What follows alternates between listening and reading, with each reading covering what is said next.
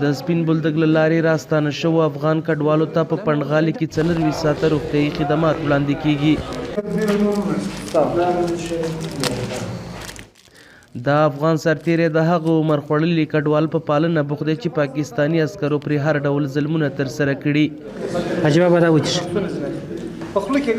حاجي بابا دا وچ وده ځه. د پنډغالي په داخل کې 15 روغتیایي ټیمونه د باکیفیته درملو په درلودلو سره هر ورځ سلګونو کسانو ته روغتیایي خدمات وړاندې کوي.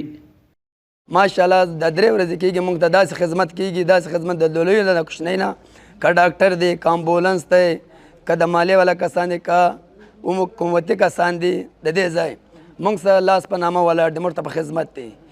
ډېر خوشحاله یم چې زموږ ماشومان مریضانو ډېر خدمت یې کړی. دا ماشومان دي دا دوا یې ورکړې ده، مقصد کتلې دي، بالکل ځینې خوشحاله یم.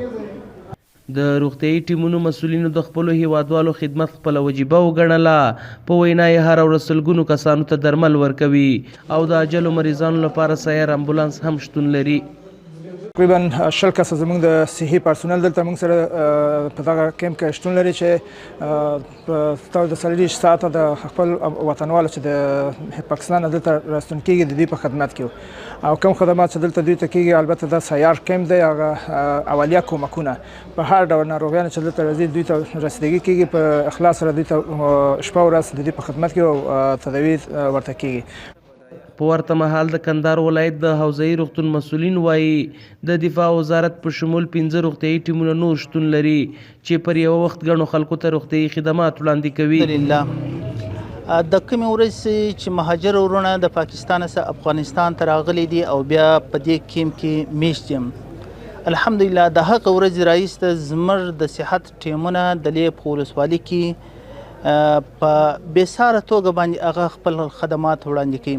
الحمدلله په دې کیمپ کې زموږ سره تقریبا 15 صحي ټیمونه اوس موږ لرو چې یو د باران ټیم دی، په هغه کې تقریبا 10 نفره پرسونل موږ لرو چې په هغه کې زنانه واکسیناتوران یم سته، په هغه کې زنانه نوټریشن یم سته.